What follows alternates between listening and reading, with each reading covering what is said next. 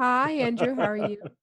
I'm well. I'm so happy that we're finally doing this. I know. We've talked about it for a while and Yeah. just to finally merge the energies. Yeah. And we've Because had I several conversations already about yeah, this. Yeah. yeah, yeah.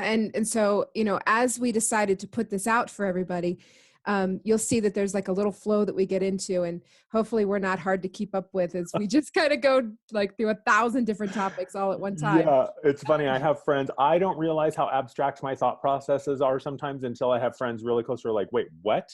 I'm Right. like, I thought I explained it really, really clearly. And they're like, no, this is what you said. I'm like, oh, yeah, I did leave out a little bit of context.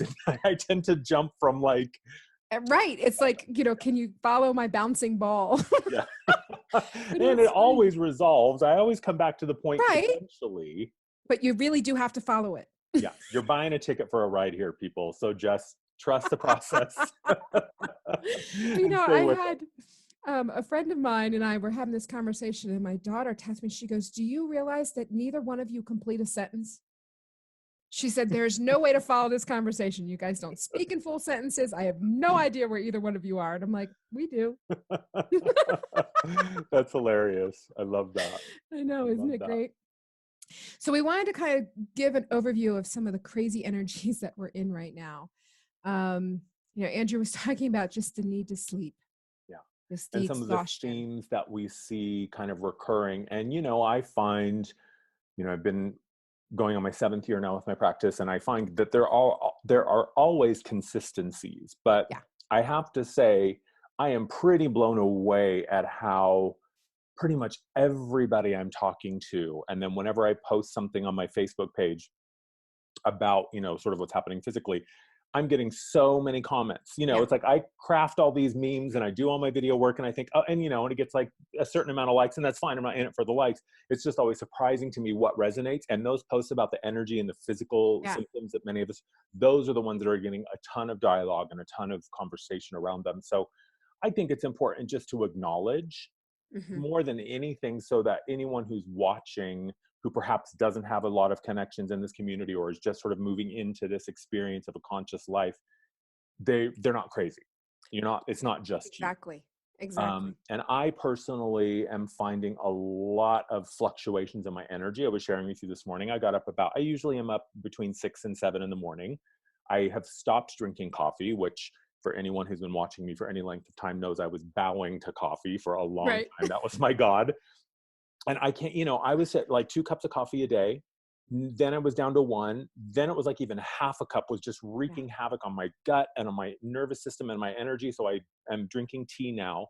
But still, I wake up between 6 and 7. I have a few good hours where I'm really clear and really focused and super productive.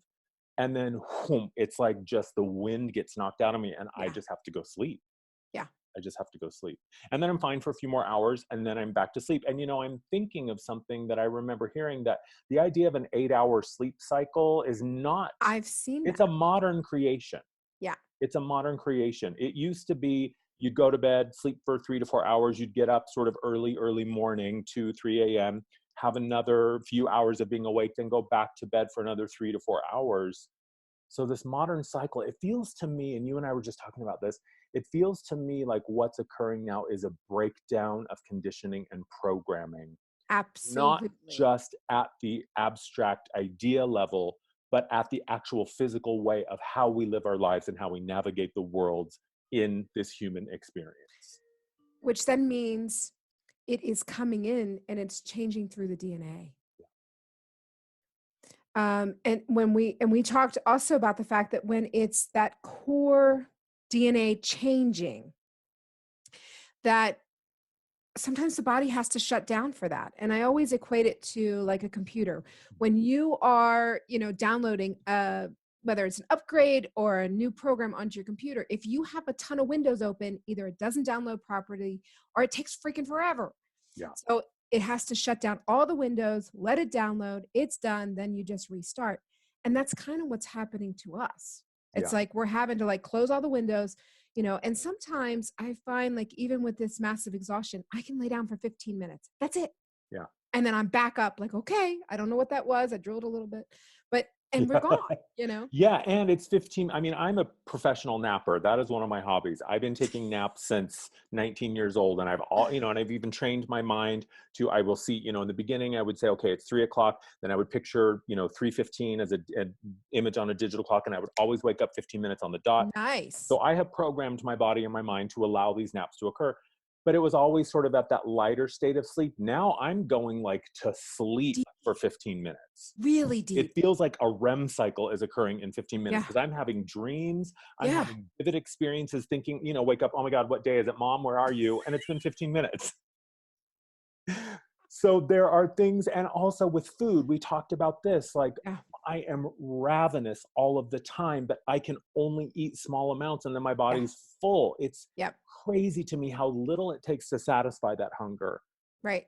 but how consistent it is and how specific my body is saying, like, I've always been a meat eater. I've come and gone with being vegetarian and vegan since I was 14 years old. It's always been this sort of cyclical thing with me.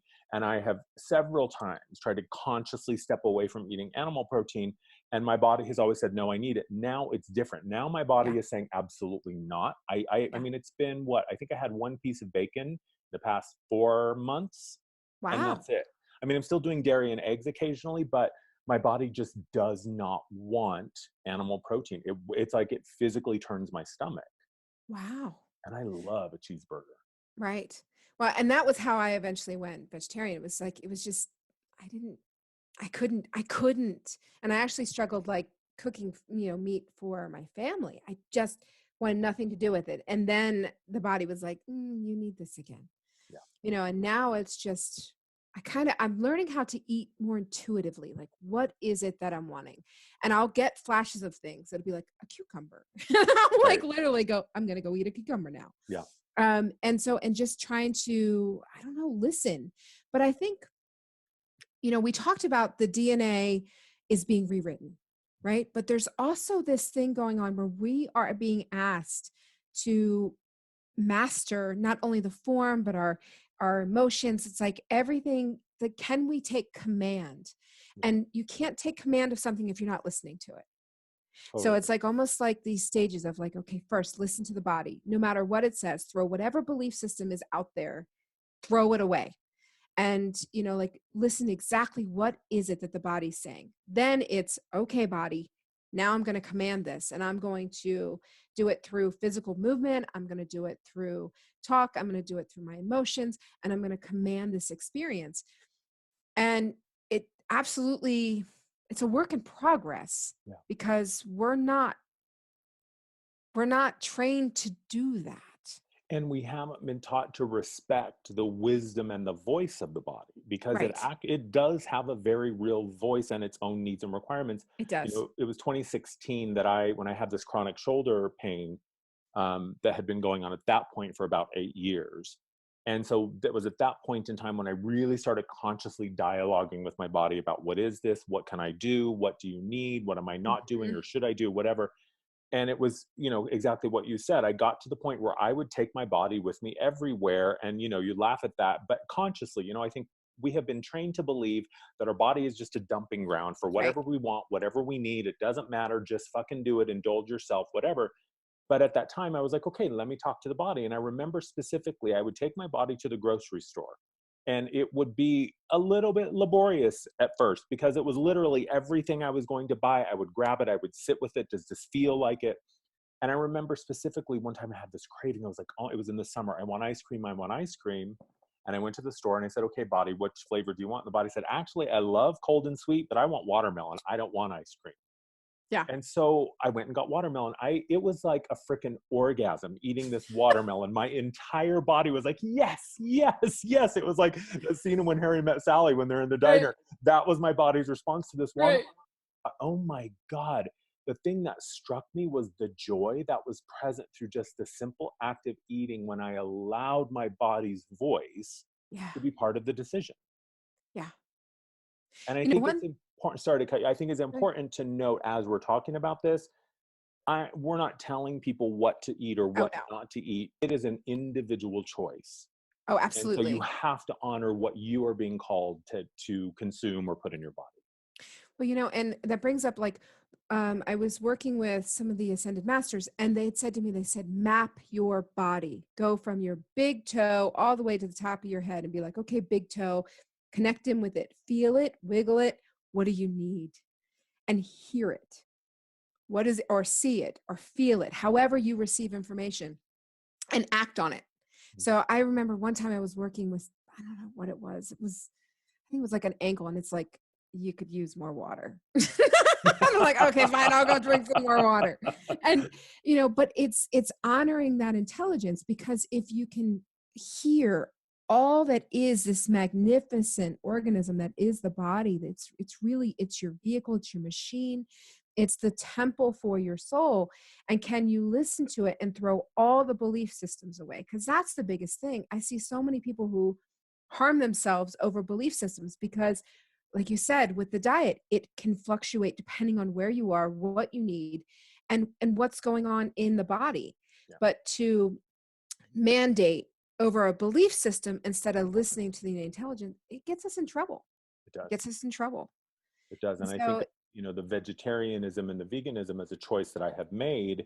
And times when my body was like, I need this protein, I need the yeah, density of this.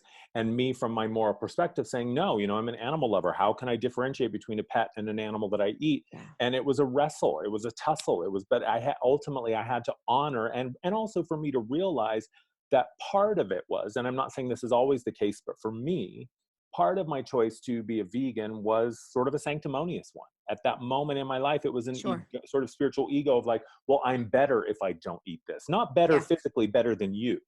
Right. right. So that to me is always a red flag, that if your belief is one that is built upon this idea that somehow you are better than, that's just something to be curious about.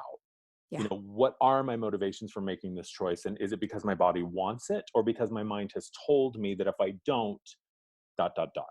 correct. Yeah, absolutely. And honestly, it took me falling down the stairs. Because I started having dizzy spells, and my team kept saying, you need meat. And I'm like, no, no, no, no, no, no. Meat will lower my vibration, as if falling down the stairs doesn't. Right. And so finally, I'm laying there at the bottom of the stairs, and I just hear them, are you done yet? And so I finally, I mean, from there, I actually had to go into iron transfusions. I spent a Wow. summer going and getting iron transfusions. That's how Wow. bad I was.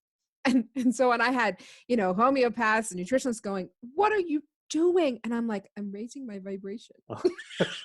Right, by killing yourself. I'm killing myself. Right. And I wasn't able to ground everything that was coming in, so that was a huge thing for me, because Yeah, man, I fought that so hard. so did I. And I think So hard. we were talking before, and I think this is going to be kind of a common thread about this. I think we're clearing, we're rebooting, we're deleting a lot of programming, Yeah. societal programming, the collective programming, the matrix, whatever you want to call it. But also, let's be honest, the spiritual program, Oh, the dogma that is it's present in our vicious. spiritual community, that if you don't wear this, you don't eat this, you don't look Yeah. like this, you don't do these things, you don't Yeah. change your name to broccoli moonwing or whatever, like, if you don't do all of these things, that somehow you're not spiritual, or you're vibrant. Right. That is just as much programming as It's another religion. yeah. I mean, and when we look at that, when we were talking about the body, how many times were we told in the spiritual things, you are not your body, transcend your body? Well, maybe at one point in time that was accurate. Now we are being told, get your butt back in your body Yeah. and live it and walk this earth. Walk Yes. earth with the higher frequencies that can channel through you, because that's how you make change. Because this time around, it's ascension without the death. It Yes. is the metaphorical death. It's a physical death as well, but it's not leaving the Yeah. body. It's the same thing with, kill the ego, destroy the ego. Well, that was the old way. But the new Right. way is, no, retrain the ego, reassign the ego, redirect the ego to Right. assist you, because you Right. need the body this time around. We are not here to escape our human experience. We're here to redefine it. And actually, I think all we're doing is going back to the original template. I agree. We're not changing. We're Actually, not what we're doing changing is anything. returning. We're returning there. And I think that gets confused with the whole new earth thing. And I keep hearing from my team, it's not the new earth the way that, people have perceived it. It's the return to the original. It's return. It's return to the way things were before the fall, before the frequency loss, before some of the what we've called viruses in the programming and the human condition. It's the return to that place. And so to me, I can see where the language gets really kind of funky, because people are like, oh, there's this new earth, as if it's this something that you've never experienced before. Right. But that's not accurate. Right. And the So, reason that we know where we're drawn, that innate sense to go this thing or do that, it's because it's that original blueprint that the body carries. yes, Because we also know that DNA passes down information. There's right. a fascinating experiment, and I know like epigenetics and all of that is such a pioneering science right now. But there's been research done where they have lab rats who are raised and bred in captivity. So these lab rats have never been in a natural environment, it's always been controlled. And they will have one generation of rats that they will feed two things to, almonds and cherries or whatever. So they feed them the almonds and they feed them the cherries. They enjoy them both and they eat them. Then they start to slowly poison the cherries. So then they get sick when they eat the cherries, so they stop eating them. Then they introduce the offspring of the ones that were trained into the same experiment, but they don't poison either one of them. They still give them the option, and none of the rats will ever eat the cherry. Right. Because they have inherited the information that this will kill you, it will poison you, it's not good for you. So we know that DNA carries information. So that's what's happening. It's the unearthing of that It original is. frequency in that It is. template. And the only way to unearth that is to drop all the programming and release that. Right. Yeah. Absolutely. And so when you look at that, it's like, yes, these things kept us alive, right? They kept us, okay, that snake, I'm gonna stay away from that. Okay, that ledge, I'm not doing that either. And so it was passed down and it kept us alive, but that's not where we are anymore. And now what was the protector is now the cage. So Mm-hmm. it has to all go. It has to all go. Yeah. And the fastest way for it to go is for us to really start looking at ourselves critically, Mm-hmm. truthfully, like in that state of observation, to say, what kind of bull crap am I feeding myself right Yeah. now? I mean, like, and I don't mean food. I Right. mean everything, all the sensory inputs. What am I allowing in? What am I digesting? Right. And to look at it and go, is any of this true? Right. And it's really interesting when you start asking that question. Like I'll read something and I just ask myself, is this true? And my heart's like, you know better than this. Yeah. Don't even go there. Because can it be an offshoot reality to where it's true? Absolutely. Mm-hmm. Is that what you want? Right. No. So And then I why have am I found, playing with it? yeah, and my other, like to ask, is this true? And then my other favorite question in that context is, who does it belong to? Where Yeah, does this come from? So if it's I a get great a no, question. this isn't true. Okay, well, where did this come from? Is this something I adopted in my experience of Andrew, or is this something I've inherited from generations and generations and generations? Or, as we were talking about the matrix and the controlled environment, the experience of, I call it the experiment of survival mode. Like, how much density can we put a light being in and still have it survive? That was kind of the experiment. Well, now Yeah. we know, but Yeah. now we Now we know know this it's not much is like, ridiculous. yeah. But when we begin to look at it, that you're born into an environment where the very air has been controlled, essentially. This is the metaphor Yeah. I like to use. So when you think about it in those terms, up until recently, the idea of choice from this level of density was so far off. Yeah.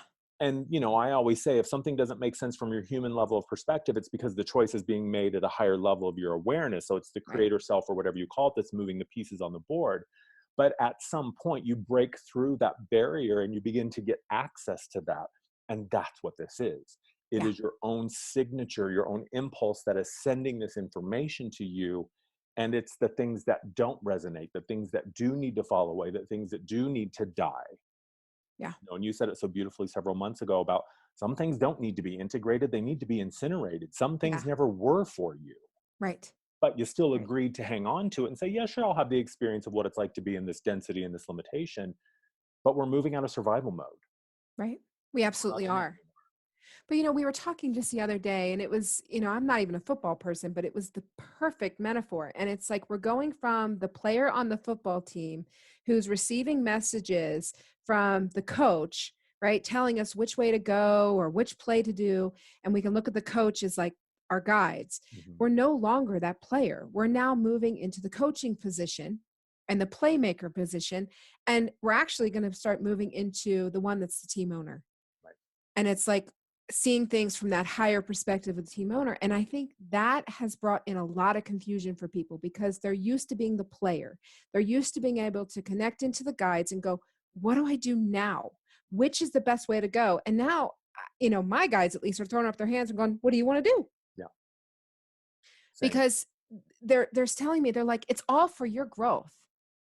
It's all a potential. So you can do whatever it is that you want to do. But wow, you can see that if we're holding fear, how that can create what path we go in. If we're holding these, belief systems that are not accurate, that changes which path we go on. Yeah. And so that's why it's so important. It's like, can we unlayer? And it's an unlayering, and just let ourselves be who we are in our entirety so that we can then choose which Totally. is the right path. Yeah. And what I love about that awareness and the awakening of that you are the player, you are the coach, you are the cheerleader, you are the spectator, you are the field, you are the stadium. Then when you understand that you're all of it, then you can consciously decide what role you want to play. Today, I just want to be the player. Today, you Yeah, know what? I'm not feeling it. I actually don't even want to watch the game. I just want to sleep. So you can do all of that. But I right. totally get it. In the beginning, I was so hungry when I first started connecting with my guides. I was just tell me what to do. Just tell me Mhm. what to do. And they would. In the beginning, it was very direct. Go do this, build the website, Very talk to this direct. person, make this thing, start this service. And I remember times when they would tell me to do something where I was like, I can't do that. Are you kidding me? And they're like, well, Andrew, you kind of can't have it both ways. If you want direct instruction, You kind you of need know, to listen. you kind of need to listen. It's like, I want a sign. Well, I don't want that sign, right? I want the Right. sign that lets me continue to make poor choices or deny or whatever. But yeah, it is at that point now where and I get it. It reminds me, and I talk about this a lot. It's about those videos on Facebook, that animals that were raised in captivity in, laboratories or whatever, or zoos. And then they're rescued and sent to like the 40,000 acre sanctuary. Many And of they're them like, are like, oh what? my And they God. go back into the cage Yeah. because they're used to this confined, controlled environment. And let's face it, from the mind's perspective, if you're in that environment, that's the mind's dream Right. because there's no question I'll be fed, I'll be clothed, and when it's time, I'll be killed. So there's no autonomy or agency required because I'm not making any choices. Right. Now the cage is open. The key's been in our pocket the whole time. And now we see that. And many of us, and I raise my hand here too, there's a lot of changes that I'm going through where I'm being called back to the path of the initiate as this new work calls me Yeah. forward. And I'm like, oh, fuck, this is I'm scary. here again. Because here I am in the unknown again. But the difference is I'm coming in with everything unlocked and available. So I'm no longer ignorant about what I'm capable of. And Yeah. I know better now how to command it than I did even, 6 months ago. So I'm not without resources. But yeah, it's like our guys aren't the CEO anymore. Now we're colleagues and we're collaborators and we're having conversations as equals. Yeah. That's So it's exactly it. more of a negotiation about, okay, I'll do this, but I also need this support. I can't do this without that. And so Right. there is a very real, have you read, Natalie Sudman is the author, Sudman, and I can't remember the name of the book. It's going to escape me. I'll put it in the comments here on YouTube. But she was a contractor for the U.S. Army, and she was in Iraq. I may get some of the details incorrect, but I read this book. Oh, the application of impossible things, I think, is the name of the book. No, I don't think I Anyway, have. she was blown up by a roadside bomb, and she was a very logical, rational, left-brained person. And she suddenly was taken out of her body, and she went before this council, and they were basically like, this is what happened. And she had a very real conversation, and she talks about it in the book. It is fascinating, where she says, I very clearly said to them, all right, I'll go back, but I don't want to be in a protracted physical recovery. I don't want to be physically debilitated. I don't want to have to struggle for money. I mean, she essentially said, I'm not, and the deal was you can go back or you can leave. Right. You don't have to go back into your body. And she essentially, when she was shown, and this is the key, what they showed her was how much of an effect her career and her work now writing this book would have on humanity. And that's what made her decide to come back. When she Mhm. saw the positive change that she could help enact, that's what made her want to come back. But she said, I will do it under these terms and these conditions. And they How agreed. smart. Yeah, totally. Because that's the other thing. I think, was it you and I talking about this move from power to authority? I don't I see don't. it about power anymore. I think it's about authority and agency, Yeah. to me, a sovereignty. So it's not about asking for this disembodied self to decide for you anymore. I think it's asserting like, yeah, I'll do this. I think it would be amazing, but I can only do it if these things are present. Right. Absolutely. Absolutely. And it's important that we do that, because it is very much, it's almost like the way they've showed to me is like a conference table, and it's now you're at the head. And now you have all these beings and guides and angels, whatever you want to call them, who are willing to assist you. But if you're not willing to tell them what to do, their And hands are tied. if you haven't done the work internally to Yeah. reach the point where you can resonate with that truth, Yeah. and you are this is the other thing. What I am realizing is, as excited and as passionate as I am about what I want, I must also be willing to hold just as much willingness to let it go and release that. It's got to be both. It's not putting my hands on my hips and saying, if I don't do this, if you guys don't do this for me, I'm not going Yeah. to work. It's saying from a place of truth and authenticity, and knowing what that really feels like when you're tapped into the soul's agenda as opposed to the mind's agenda. That is when the things happen. Yeah. But you also know that you got to be willing to do the work to get there. Yeah. It's not going to be handed to you. No. No, it's not going to be handed to you. And actually it feels like every time you exert yourself, every time you're like, yes, this is what I want, and I'm willing to do the work for this, in comes, or should I say out comes, whether it's an insecurity or a fear, and it bubbles up, and it's there to say, this is what's stopping you. Yep.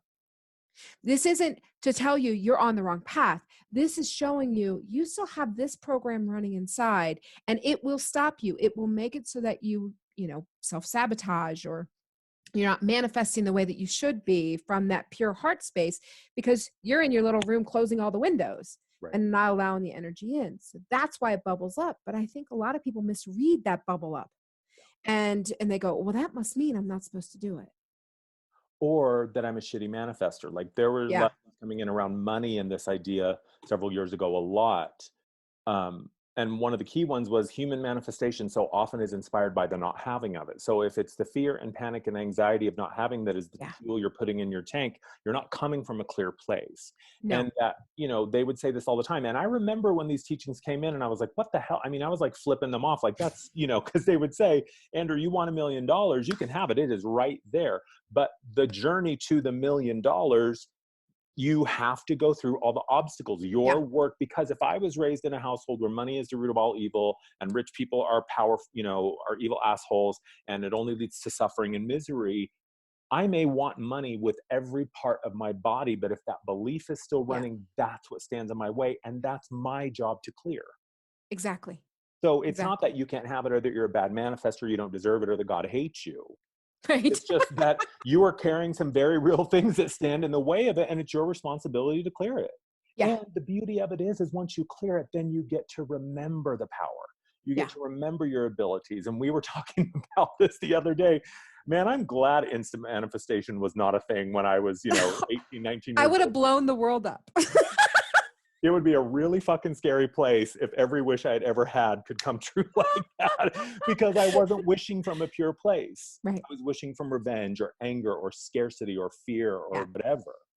Right. So, I know. it's not that you can't have it. You already are what you want, but your belief that you are not is the divide. Right. Well, and it's interesting because anything that you can imagine, anything you can think of, it's already created. It's already there. So it really is kind of like aligning yourself and getting all of your bullshit out of the way that stands between you and really what it is that you're wanting. And the truth of the matter is once all the bullshit's out of the way, that may not be what you want anymore. Nope. And you have to be able to let that go. You have to be able to say, yeah, I just changed completely. It's like my husband jokes that he's been married 8 times, all to me. It reminds me of my year in LA last year. And the way that I would sum that up is I got exactly what I asked for, and it was not at all what I wanted. It really was. I got it. I got the LA dream, and I was like, oh, I don't want this. Right. But what an experience.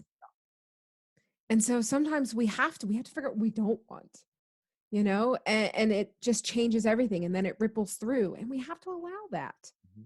But we have this belief that everything has to be perfect, or that, but if we can just switch it and go,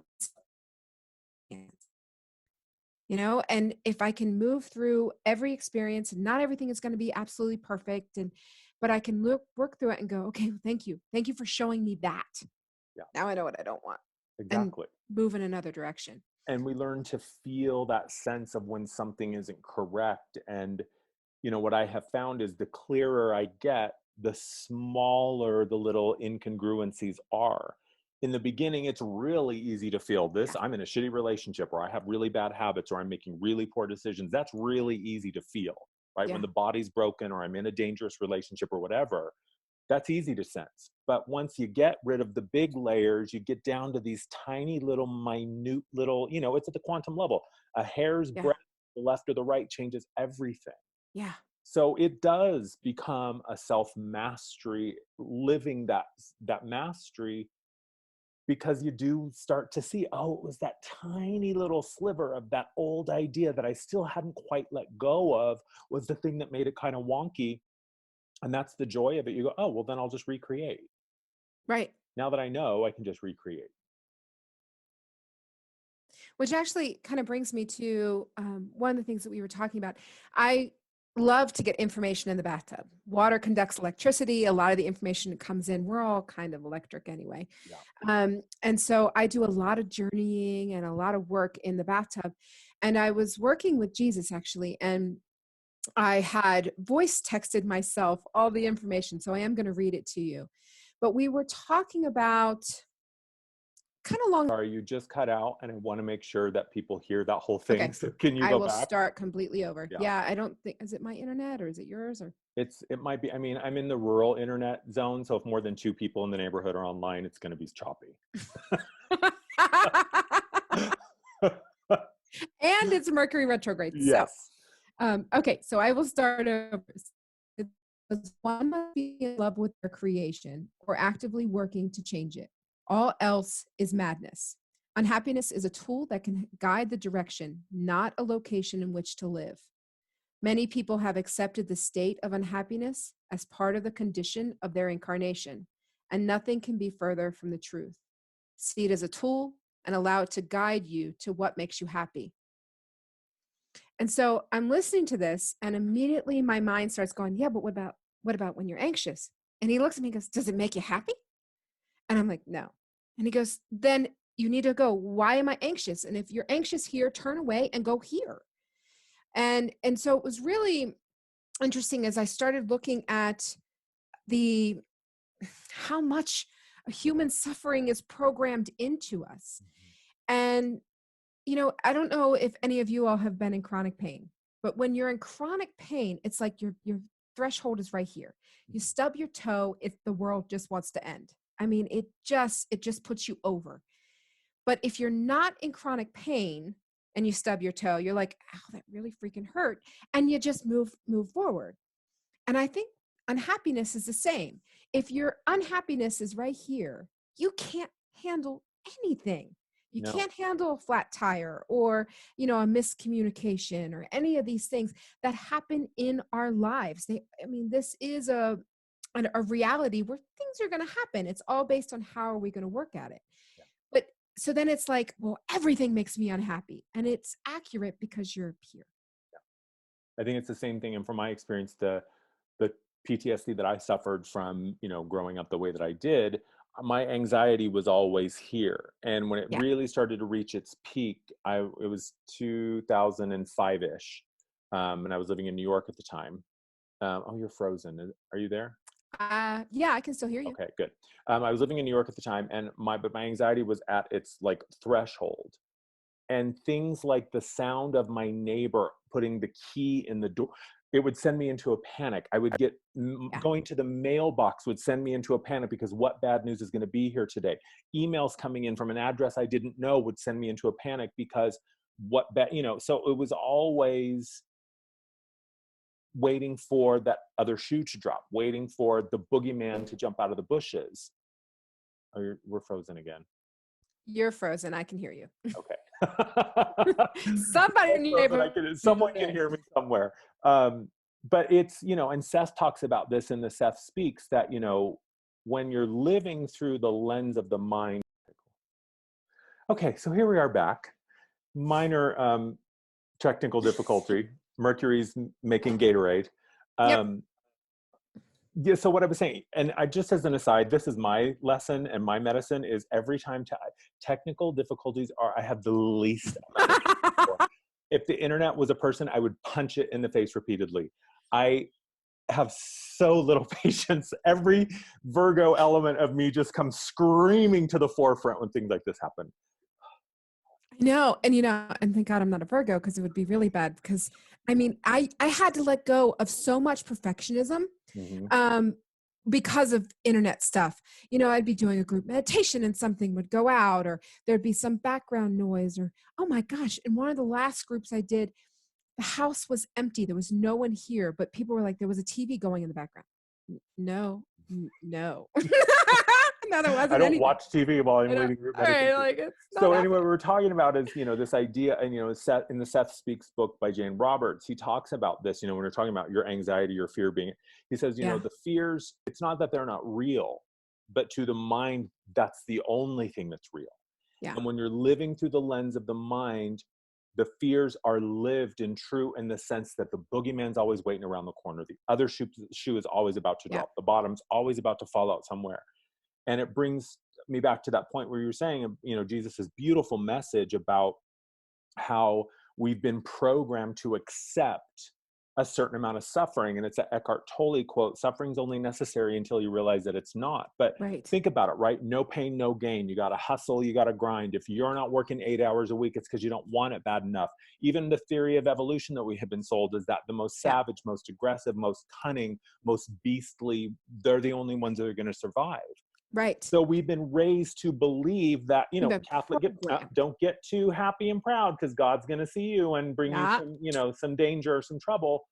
So of course it makes sense that and even I, we were talking about this the other day, as I'm making these changes to my practice, suddenly the way that I receive income is changing. To the mind, that's a panic, even though I'm doing fine financially. Right. And if I'm like, well, I want to buy a new pair of shoes, I have plenty of money right now. I can afford a new pair of shoes. This is not an indulgent. The mind's like, listen, buddy. Oh my God, Andrew, are you kidding me? You're never going to have another client again. You're going to starve to death. Right. I hope you enjoy being homeless with your new shoes. I mean, that's essentially, the message. And it's just my decision. One of the main reasons that I finally surrendered and said yes in 2012, and my big peak awakening experience was my way just isn't fucking cutting it.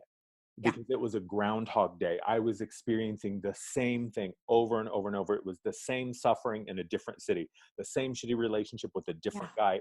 But it was always the same. Yeah. And so to finally realize that, man, there has got to be a better way, because I did not come here just to be miserable, go to work and die. That cannot be it. No, we did not. No.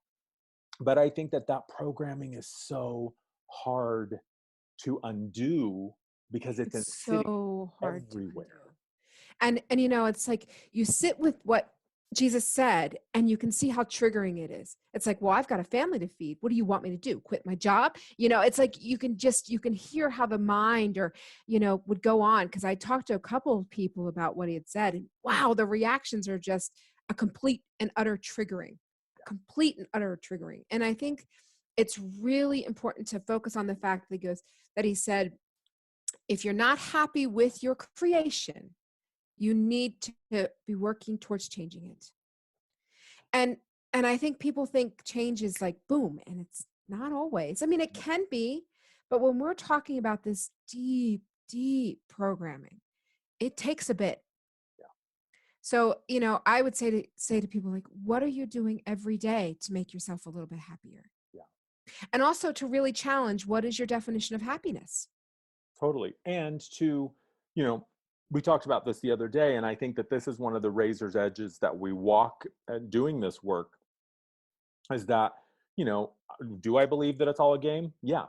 Do I I do believe that too. it's all an illusion? Yes. Do I believe that I chose every single thing that has happened to me in my life, period? Yes.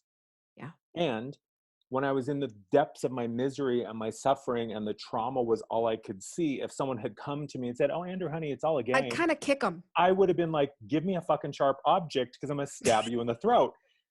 Because that's not how you meet people, right? No, If no. someone's unhappy and in the depths of misery and afraid and in horrible relationships and has very real financial troubles and physical troubles or whatever they are, no, I'm not going to say, "Well, honey, it's a game. Just get up and have." No, it's No. meeting yourself with love and compassion. Yeah. Just like a kid who comes to you and screaming and crying about the monster under the bed, that there's not, I mean, there might be a monster under There the bed, might but be, I'm telling you. yeah, but that where their fear is coming from is perhaps not necessarily rational, but Yeah. you're not going to meet them there. You're going to be like, "Oh, honey, No. come here. Tell me what's wrong. Tell me your Right. story. Let me comfort you."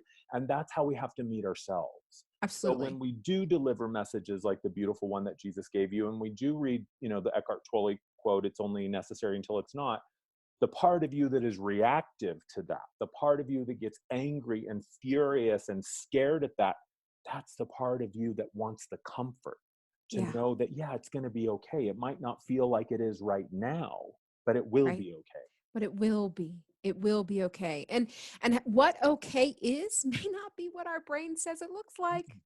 And it won't be someone else's version. Your idea of No. paradise might be my Right. fucking nightmare. Right. So it's exactly back to that quote. If it does, and this is what I say, only you know what truth feels like. So if Yeah. it doesn't feel true for you, be curious about that. Get rid of it. Be Like, curious about, why do I keep showing up doing these things that make me feel so horrible? And that yeah. leads me to my programming, where my grandmother told me, and this is not me literally, but as an example, my grandmother told me, don't get into a relationship. Love is for suckers. It's only going to hurt you.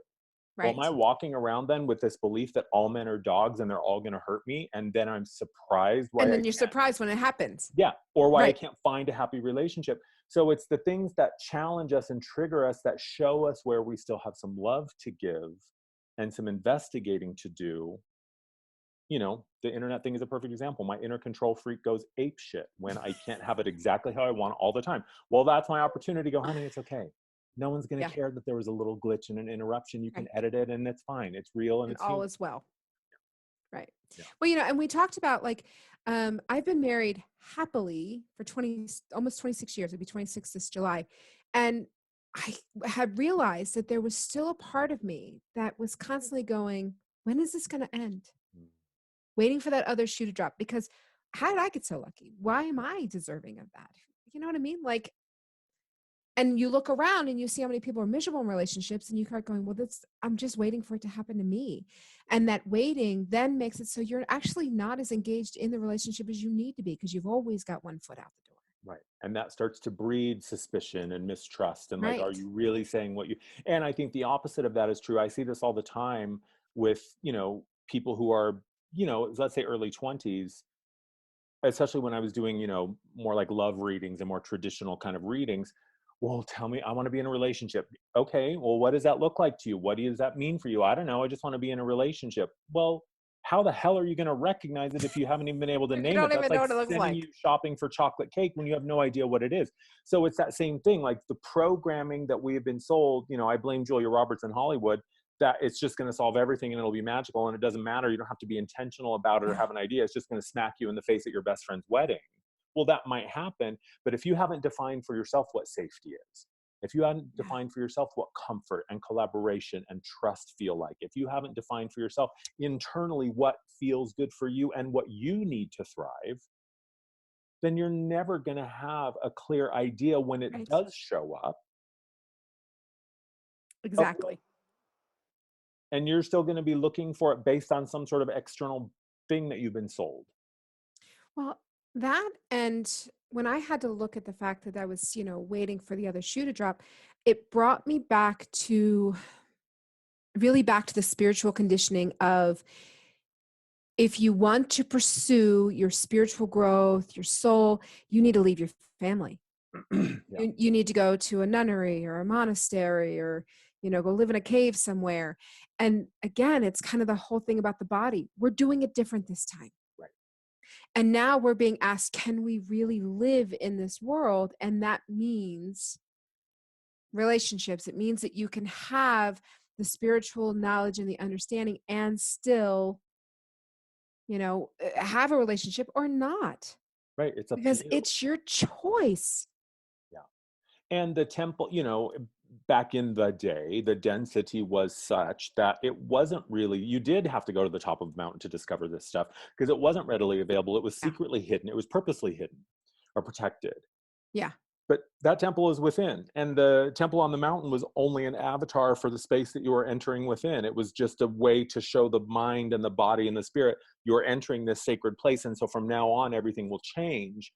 But now I go in the temple within, sitting here on the bus, on the subway, walking down the street. It's always available now because the veils have opened to allow us that direct connection. Absolutely, they have.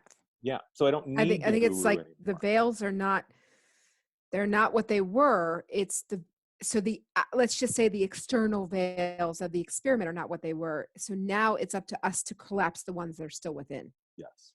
Because that's That's the key. that's the We key. perpetuate the experiment internally. We Right. perpetuate the environment that we were born into when we don't question it. Yeah.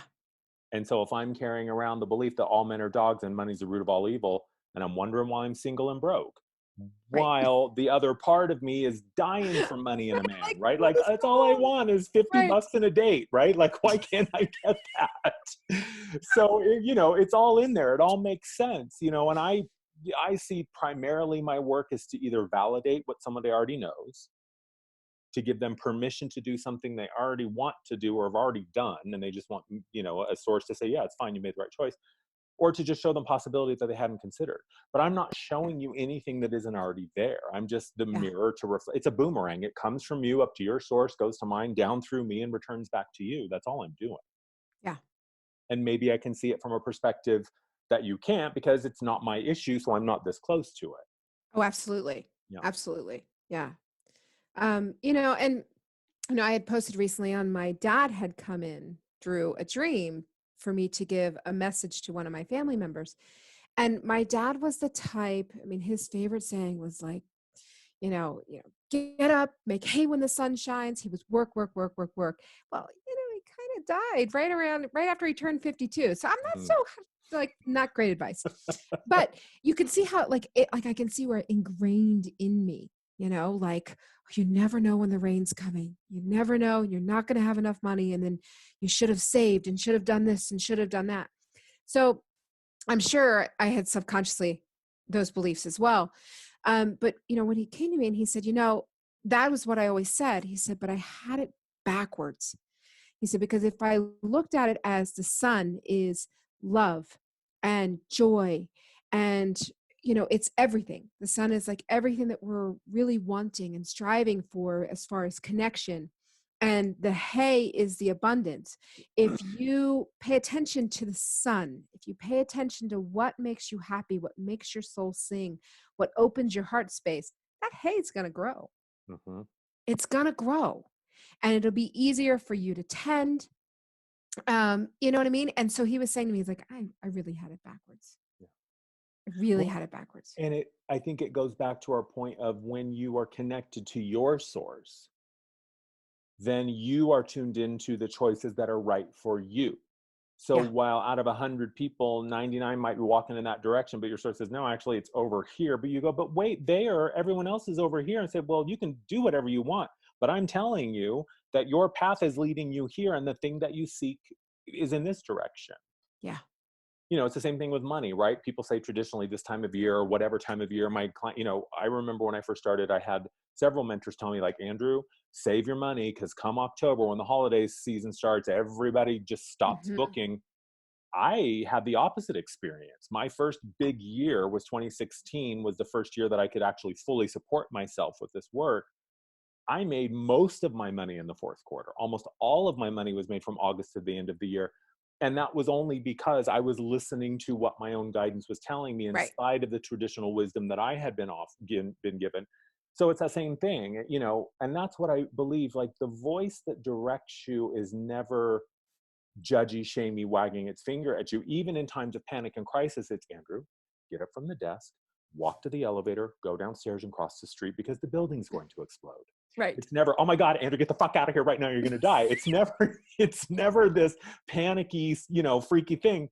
So you just trust that Yeah. voice, the sun, right? You trust your own sun. You connect to that source of light, and exactly it. You have to, and that I think is, for me, was the biggest sacrifice, was my own skepticism and my own fear and my own doubt. I had to be willing to sacrifice that.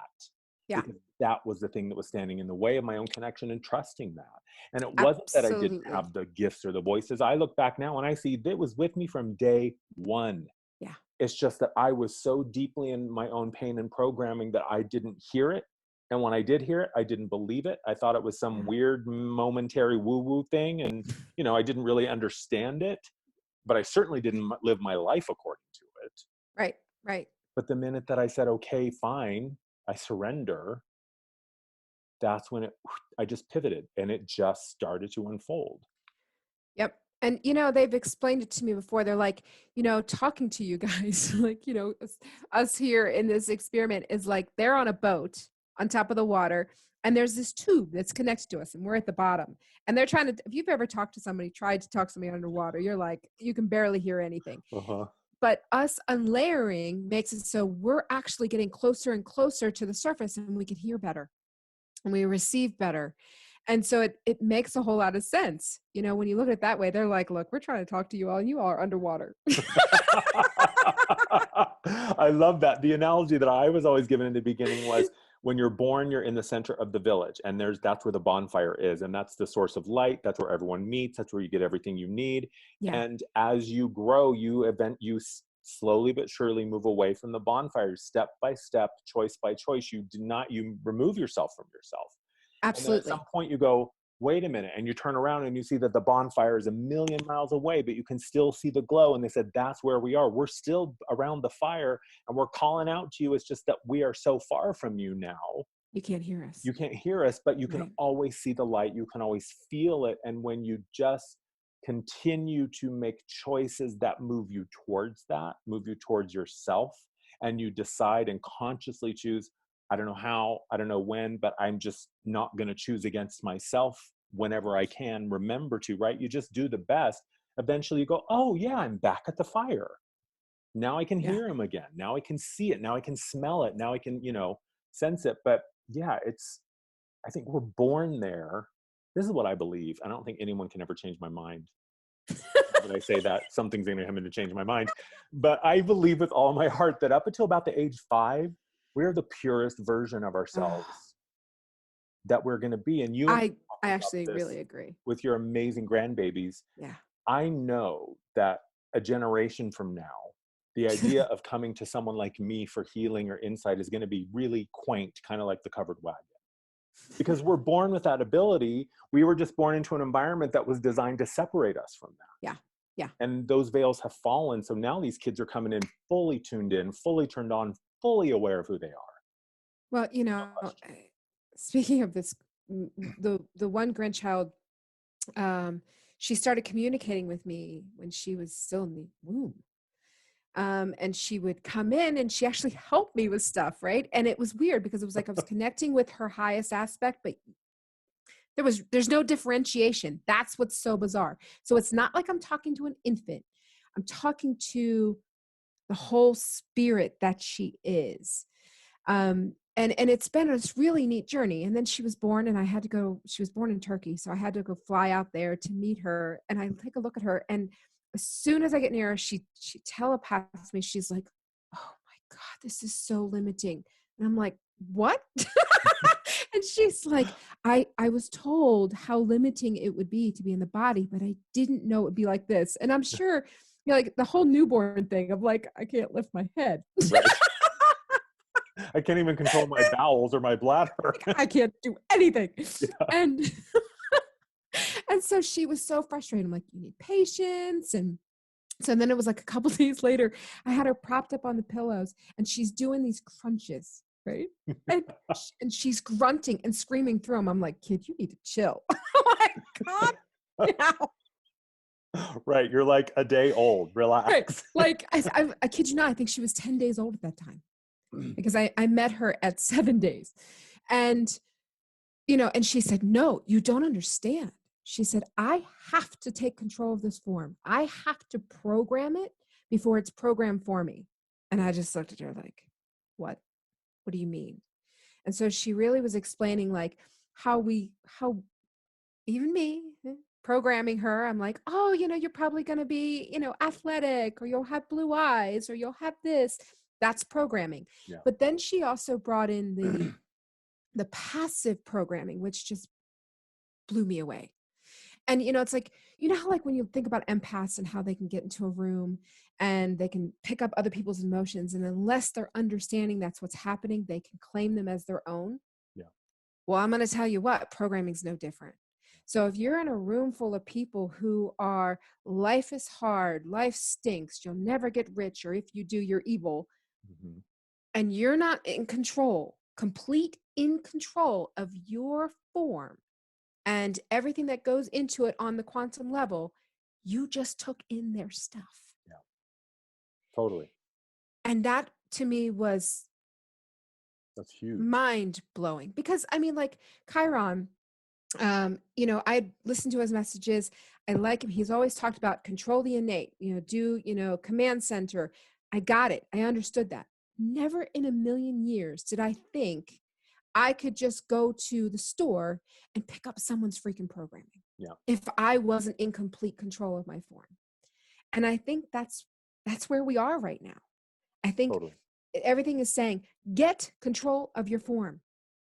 Take control of your emotions, take control of your physicality, and really command and listen to this body. It's almost like, can you have a relationship with it? And Rowan, my grandbaby, she was very clear on this. The body is a machine, and it is a glorious, incredible machine. Yeah.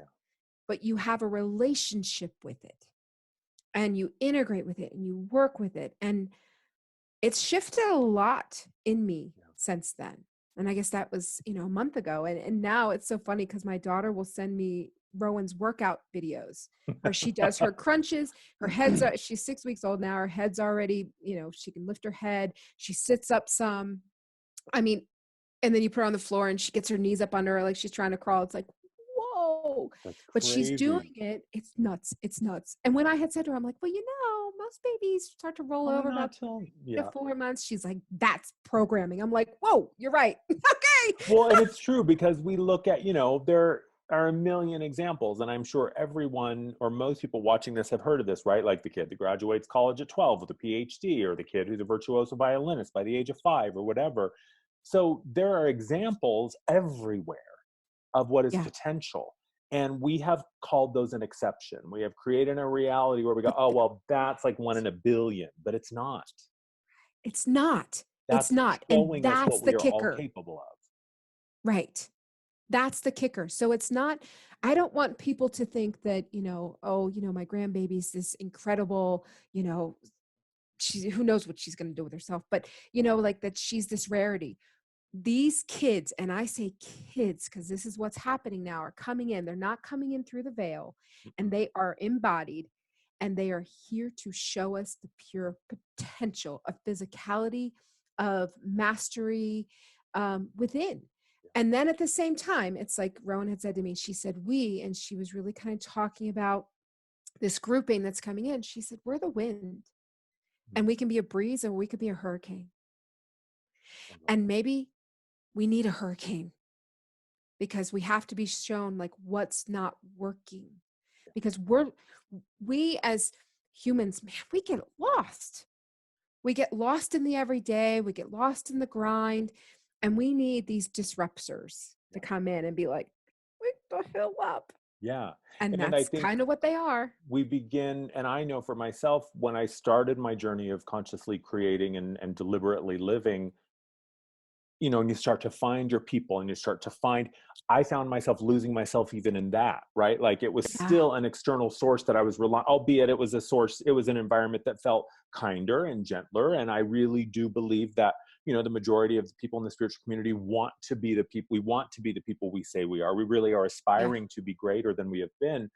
but there's still a lot of stuff, you know, if in the end, if whatever is coming from outside of you does not resonate with what's within you, that is the thing to pay attention to.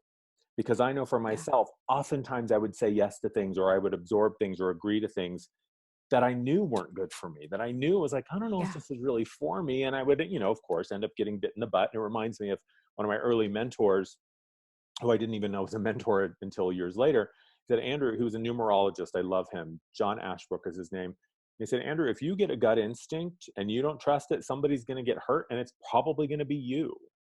And of course, he was Yeah. talking, That's exactly yeah, it. he was not just talking about physical harm, but emotional harm, you know, energetic harm, or letting some sort of program into your field that takes you, you know, forever to unravel. But you just got it. This is, I think, we're at this crossroads where the difference in the experience is the willingness to do the work, the willingness to be present no matter what it is, find a way to embrace it all with love. We just have to decide at this point that what's in here Yeah. has got to come to the top of the list. It just has to. Yeah. It just has to. Yeah. Because Yep. what's the alternative? I don't like the alternative personally. No. And it's just continuing to perpetuate the same wounding, Yeah. the same patterns, the same whatever, the same mindlessness and out of bodiness. And that's the problem, because the other side of it is the magic show is happening in here, right? This is where the magic show is happening. And if you are present for Yeah. it, man, it is literally a magic show. The things that I'm experiencing daily, I was like, where the hell did that come from? And they're like, it was in there. It was in there, Andrew. You just unlocked it. That's all. You just finally Right. found the lens that let, you know, it's like the eye doctor, better, worse, better, worse. And you finally go better, better. And you finally find it. And then it gets clearer and clearer. But it's not happening out here. It's No, the it's magic not. shows inside. It only is. So I Yeah. think for me, that's the message. I guess it's clearer is it's always in here. And the stuff that's happening out here is only there to show us where we can still go within here, right? It's the Yeah. chaos and the craziness that's happening on the planet. It's not, it's evidence that things are falling apart. And the only thing that's falling apart is things that have to. You know, one of the lessons that has been the hardest for me to embody, and this is one of the first ones that my guide, somebody said, Andrew, if something can be taken from you, let it be. Because if something can be taken from you, it will be. And the only things that will ever be taken from you are the things you don't need or that never belong to you, Right. or that were never true. So the only thing we're seeing collapsing is the stuff that was not built on truth. Absolutely. And that includes the stuff inside. Yeah. Yeah. You know, it's not easy and it's brutal. And it's You scary. know, it All is of the scary. things are very real, but the source of that comfort and guidance is also there with you, Mhm. right? So It that is. even though the insanity is present, the balm and the medicine for that insanity is also present. Well, yeah. It's very much, I mean, everything is a micro and macro. And I mean, even like if you what brought to mind was stinging nettle actually. So if you like the stinging nettle plant, right near it is the plant that is there. You can wipe on where you got stung and it's better. And that has been a really great example in my life because I'm like, okay, so if there's something bad, whatever it is that's going to help fix it is literally right there, whether it's opening the heart or whatever, however it looks, it's always right there. You're never given the catastrophe without the cure. Yeah. So you're never really left completely, on your own devices. We really are surrounded. We really do have a team. And Yeah. and It's a just because you crossword. and I can connect to them doesn't mean they don't exist for everybody. Right. And it happens in the own way. You know, it won't happen for someone else the way that it happened for me, the way that it happened for you. Right. You know, what you Absolutely. sense is not the way that I sense. And so, you know, my team always said in the beginning was, Andrew, the problem only exists to lead you to the solution. It's like the crossword puzzle. The Sunday New Right. York Times crossword puzzle in pen is like the ultimate, you know, level of genius achievement if you can really do it. But you may look at that crossword and go, oh my God, I don't know what any of these words are. Who the hell knows a 75-letter word for, or whatever. Well, but the truth is that the answer is guaranteed. It already exists. That's the only reason the problem could be Right. created in the first place. Without the That's very answer, there true. would be no problem. Right. So it's How always funny. twisted. It's always wrapped up together. It's that DNA spiral. There's another, example of this microcosm is it's always there. It's always there. You just have to, what I'm actually hearing, I was going to say something else, and what came right through was you have to be open to it. Because sometimes what the solution is not what your pretty little mind said it was going to be. No. And sometimes what you think you want, you don't really want. You really don't want. You're like, oh, that's really not for me. No. Yeah. But you just have to be willing. I mean, if I could leave people listening with anything, all you have to do is be willing. And all you have to do is be curious. That's it. You don't have to fake love and light. You don't have to paste a fake smile. You don't have to. And please don't do any of that, actually. No, don't just, Spirit doesn't care if you show up enraged and furious. If you are honestly and authentically enraged and furious, Spirit will love it. It's like, yes, bring it on. Come on, show me who you really are. Be real. Yeah, but you have to be willing. And willingness doesn't mean it's scary to be real. Yeah, you show up, okay, Spirit, I don't know what the fuck's going on. I don't know how it's going to solve itself, but I'm here. Right. I'm curious about why my life sucks. Would you please, help me shed a little light here? That's the beginning. Yeah. There's got to be another way. There always is. There's always a way. When I have clients who come to me and they're like, I'm so sick of everything. I'm like, oh, good. Now, are you sick of your shit too? Mm-hmm. Because the minute you're sick of everything and you're sick of yourself and you're looping and you can see it, it's like, man, you're ready for big changes, and it's exciting. They're not so excited. I'm excited from this side of the aisle. I'm like, yes, we're here. Because it is the really, really important spot. You have to be done with yourself. Yeah. And that comes in layers. Totally. There's parts of me that I've been done with for years. And then new one will pop up and I'm like, I'm done with you too. Yeah, and sometimes they cycle back around and you go, nope, no, I know you, little one. Stay over there on your side of the fence. We're not doing that again. No, we're not playing this freaking game anymore. I'm done. Yeah. So it's not always, this is the other thing we talk about, right? Like mastery is not easy. Simple is not easy. No, it's not. It's not. It is simple, meaning if you can just figure it out how it works for your life, you'll find that it's simple. It's putting it into practice in the everyday is where it really kicks your ass. And that's when it gets like, oh, how am I going to do this? And that's when all the fears come up. And what about this? And what about that? And the mind just it just has a field day. And sometimes I do find I'll just let the mind have its field day. Let's just sit here and let me observe the field day, right? And just get it all out. And then I'm like, okay, now let's go here. I do a writing exercise with my clients, and it's exactly that. It's I call it "What's the worst that can happen?" And when someone, one of my favorites, when someone has chronic fear and anxiety, and they're always running the loop in their head, I say, give yourself, and this is the key: you control it. So you set a timer on your phone for 15 minutes, and you sit down and you open up the door to those fears. You invite them to speak their piece. And you push play on that timer, and what's the worst that can happen? And you let them speak. Oh my God, I'm going to die. I'm going to be homeless. This is and you just let it out, let it out, let it out. Then when the timer goes off, you say, thank you. Appreciate your time. And you get up and you walk away. Then throughout the day, when the anxieties or if the anxieties come back, you say, no, honey, you had your 15 minutes today. We can do this again tonight. But for now, we're not doing that. So it gives you back the agency in your life. The control. And I'm not avoiding my fear. I'm giving them right. Right. And I see this every single time with enough consistency with a practice like this. You begin to see, even after like 5 to 7 days, you begin to see repetitive patterns. You begin to see the same old fears in a different, and it all comes down to one fear. Eventually you get to sort of the root of what your thing is, and you see that all of those were just versions of that, wearing a different mask. And it begins to give you that agency and that authority back in your life to go, oh, I see, you weren't out to get me. You were just, it's like, giving a kid the keys to the candy store and wondering why you have a spastic hyper 5-year-old. Well, because you just gave You gave them unlimited sugar. Of course they're going to be, Right. Like, duh. Yeah, of course, duh. But you also know that let it run its course, give them a bunch of water, they're going to crash and take a nap in a minute, and it's going to be fine. Right. Well, and what's interesting about the fear exercise, because man, it's one I've utilized again, whenever the fears that come up, particularly like, as we were talking about, we're both in this transition. We've got new things coming in that are just like, whoa, how do we handle this? How do we create it? How do we be this vessel? So that is like those shifts, the mind's like, yes, and starts up again. I personally have to do the worst case scenario, but man, I have to take it out to the furthest extent, which most of the time the furthest extent for me is that I die.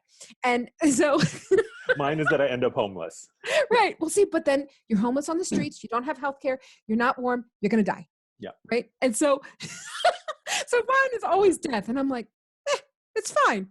Yeah. And to me, I'm like, well, fuck, man, if I go and get hit by a bus today, game over. I don't have anything to worry about. Right. Fine. It's okay. Yeah.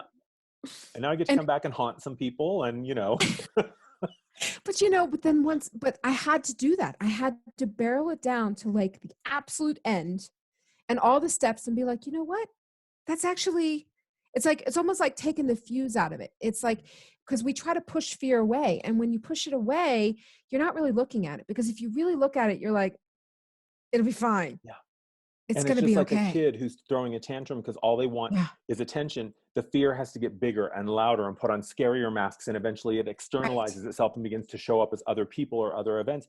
But just like a kid, mom, what? Nothing. I just wanted for 2 seconds for you to see me and only me. It's the same thing with the fear. When you finally go, what? Okay, tell me your story. What's going on? You go, oh, that's it? Okay, right, and you're like, we're okay. Right. We're okay. Isn't that funny? Like all mine barreled down to, yeah, you died. Yeah.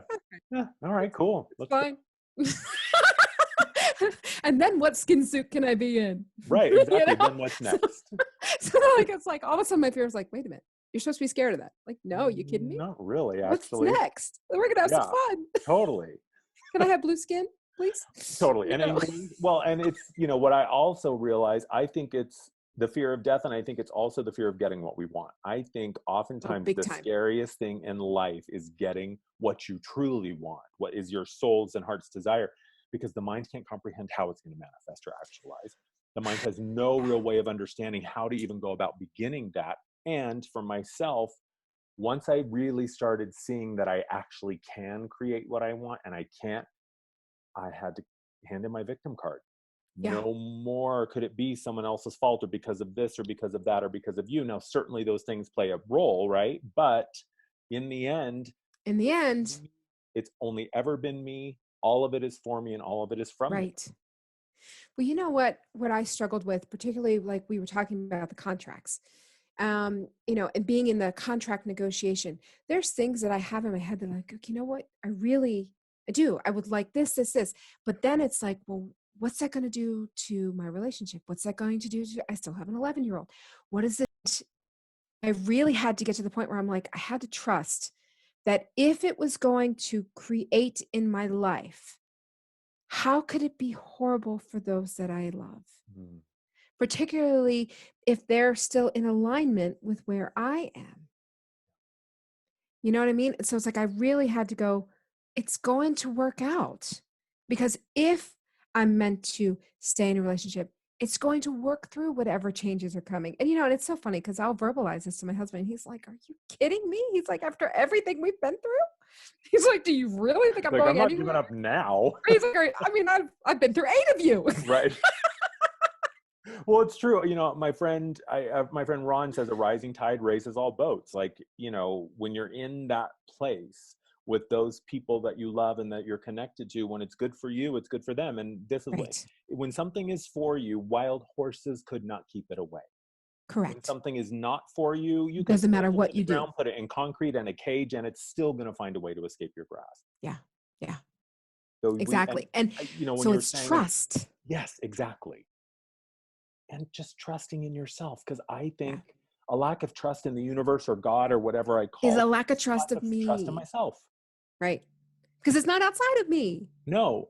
And when I look at my own fears, 99.9% of the time, they never came true in the way that I thought they were going to. And in the Mhm. few rare occurrences that they did, I was never without the means to deal with it.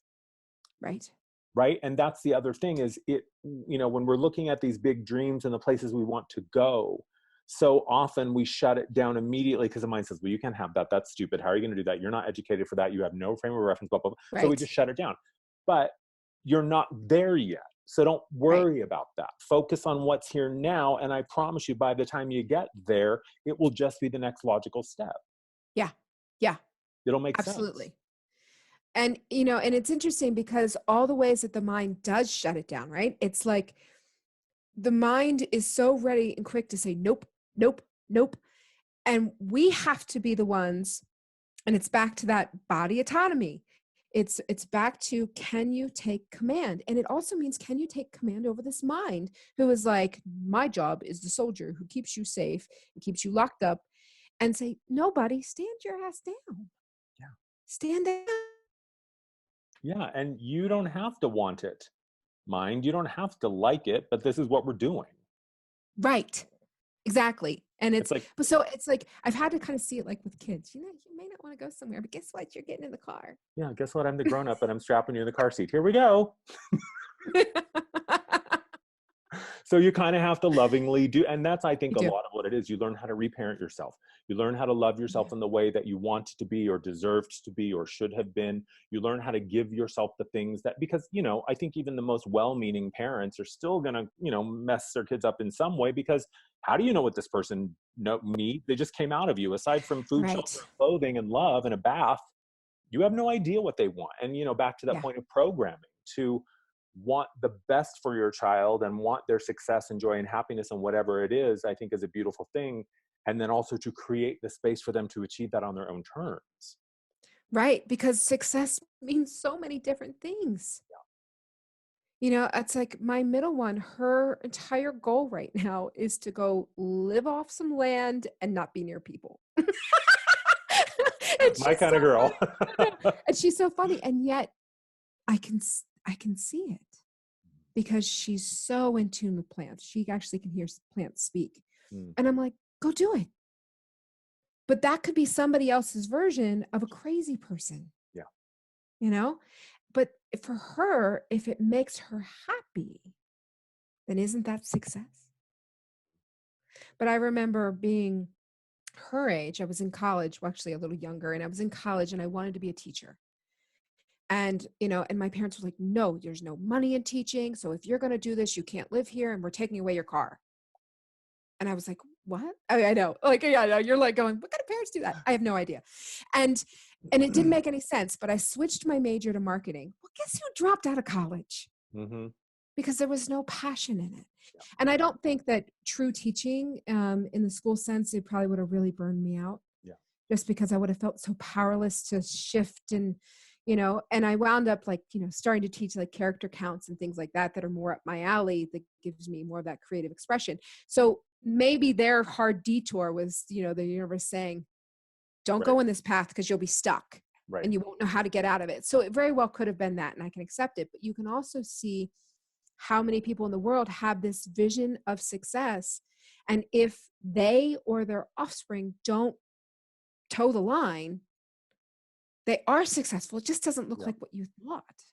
Yeah. I had the same experience, being raised by two teachers who, for them, me going to college and getting a degree and finding a discipline or whatever was the ultimate for them.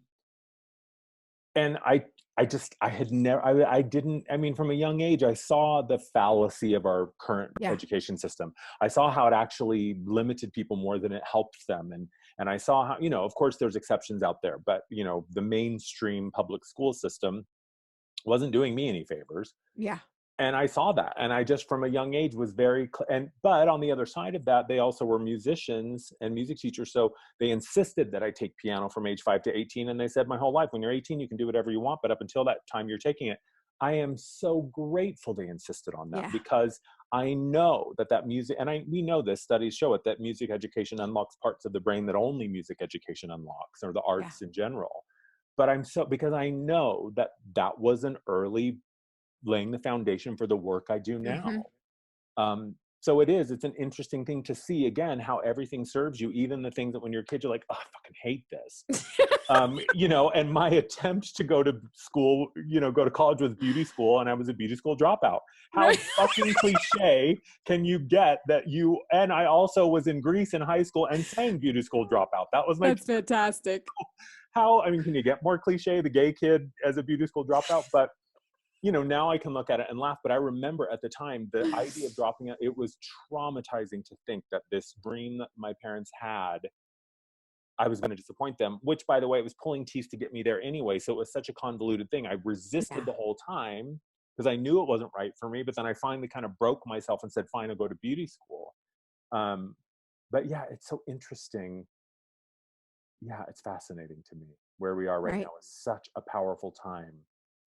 And we have such a window of opportunity this year to get Huge. really, really clear on our own reasons, our own motivations, and is it your fuel that's going in the tank or somebody else's? I think that's a key thing, is continuing to live someone else's agenda, someone else's dream, when it goes against the integrity of what you want for yourself. That, my friends, is the perfect recipe for suffering, Yes. period. Yep. Especially And in we the had energetic talked, climate. oh, very much so. And we had talked about that. Like the heavy lifting for others is done. We can't do it anymore. Mm-mm. It's not in alignment. It's not in integrity. Right. Our And jobs are to open a door and just say, here I am. You got to come through the door. yeah, And it's just to anchor in that light so that people see an option, because we have existed on this planet for so long when there really didn't feel like there was any options. mm-mm. There are options now. Right. And those options don't have to be, hiking through the Himalayas, risking your life Right. to reach the monastery at the top of the hill. Now you can No. just call someone on the phone. Right. So it's much more immediate, but it is, you have to be willing to do it. And Yeah. we talked about this in our practices. That's one of the reasons that I moved away from single sessions, not because it wasn't valuable work, but because the work I was called to was something new.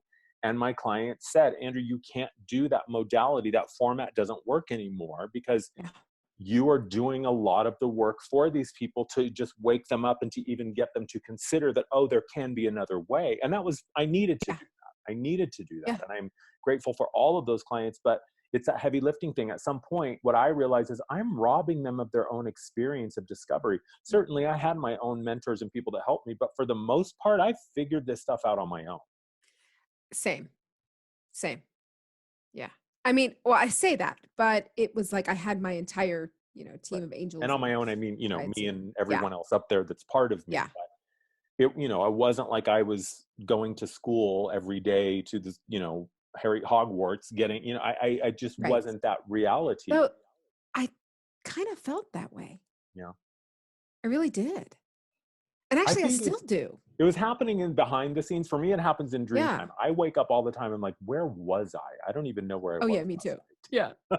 Or for the journeys to where I go and I learn something and then I bring it back. So I feel like I'm in constant learning and accepting and growing and bringing it in. And it's been that way for, my gosh, a decade at least. And so I actually like it. Maybe I'm an eternal school junkie. Yeah, I think it's just the constant unfolding, right? Yeah, It's always expanding. The fractal continues to repeat and recur. So I love that because it me takes the too. pressure off. Because then there's no end date, there's no right or wrong, and Right. there's no pressure. Then I just do it when I can, and when it feels aligned and you know time to Yeah. do it, I do. Yeah. The only thing that I did find is that um, as I've continued on this journey, what I brought in the very beginning and my understanding then, some of it, it's not that it was wrong. I'm not going to use the word wrong, but incomplete, Yeah, same. because I'm unlayered more and my understanding is more. So it's like, I think I understood great for a first grader, Right, now, but I'm not a first grade anymore. So now it's like, it's kind of like math, you're not being thrown algebra right right. away. You have to build up to it. And so, it's kind of like, it's not that this was wrong, but it was really, really incomplete. Yeah, very, very rudimentary or Yeah. fundamental. Yeah, same. And I love that too. I love being shown where I still have room to grow of my own understanding of even the stuff that I'm supposed to be sharing or whatever. Yeah. Um, I mean, but wouldn't you get bored? yeah. Yeah, And you know, me too. the truth be told, all the times that I've screamed and shouted, just show me the door and I'll walk through it. If it was just given to me, I'd be like, all right, I'll get around to it. You know, I wouldn't value it. I wouldn't cherish it. That journey of discovery and the journey of understanding and uncovering and unearthing, that is what is so satisfying, because then it's the, oh yes, I finally found the thing. It clicked and I feel it and I know it now. But had it just been handed to me, I wouldn't have valued it. Not in the Mm-mm. same way. Nope. Not Nope. in the same way. No, I'm so not at glad we all. did this. Me too. Me too. And I don't think it was too squirrel. We'll rely on the viewers to let us know if we were all Yeah. over the map. We were all over the map like, woo, you two, Jesus. Yeah. So where can people find you? What's your website and all your channels? It's jennyschiltz.com, and it's SCHILTZ. Most people get it wrong, but it's funny. I bought all the different ones, like the websites around it, Oh, you because did? my mother, she messages me and she's like, Jenny, I was trying to get somebody to go to your website and I couldn't find it. I said, Mom, it's my name. She spells it out. I said, Mom, that's not my last name. Like, I've You been know what? married I for thought up 19. until just now, I thought it was Schlitz. That's Most how people do. I always pronounced it. I didn't, and now I see, oh, it is Schiltz. Yeah, it's Oh, like my- Schiltz, and so it's like always a telemarketer. I'd be like, is Mrs. Schiltz there? No. Nope. Bye. So No, sorry. jennyschiltz.com, and then are you on Facebook or any other? I am on Facebook. You can find me under that name as well. It'll pop up. It just is multidimensional healer and intuitive, because most of the work I do is in the quantum field. It's my favorite space. They like me there. And so, yeah. So, Andrew, what about you? Where can people find you? andrewmartin.energy. So not andrewmartin.energy.com, just andrewmartin.energy is my website. You got like, oh, I like that. Isn't that cool? And it's funny because when I tell people, like, it's actually an extension for like solar energy, or, you know, it's supposed to, or was created for like energy companies, but that's why I love it. That's my own little rebellion against, you know, like fossil fuel industry, whatever. But yeah, the real kind of energy, not the fake kind of energy. Right. Not the man-made kind. So yeah, andrewmartin.energy, and then Facebook, YouTube, and Instagram are all the same. Andrew Martin Energy, just one word. Beautiful. Yeah. Beautiful. Yeah, this was a lot of fun. Yeah, I enjoyed it. Yeah. We'll have to do more once things get crazy and intense again. We'll be called Right, back we're to like, do oh another my video. God. Yeah, and I think it is time for me to take a nap talking about Yeah. energy spikes, and it's so weird. I mean, it's fine. I'm used to it at this point, but it's still, there are these passages like the one we're in right now where I'm like, man, what is going on? Yeah. So, you know, it's got to be big. I know it is. I know it's major. And I And know you know, it's I really look exciting. at people who work 8-10 hour days and are going through this, and I don't know how they're doing it, No. because this is a lot. Yeah. And you know, like my husband, he's actually been napping more and chilling more. And if you know my husband, like mountain biker, snowboarder, like to see him chill, like if he's sitting on the couch midday, I'm like, oh, we're in for it. Yeah, totally. Because it's not him, but when he's feeling it, it's intense. And this whole week he's been like, what is wrong with me? I know, me too. And my stomach is growling. It's like, Yeah. okay, let's go eat another tiny meal and take a nap so I can be hungry another 45 minutes from now. Oh, all right, honey. Thank you so much. I'm so glad we did this. Yeah. Thank you, everybody. Bye. Thanks for watching, everyone. Bye.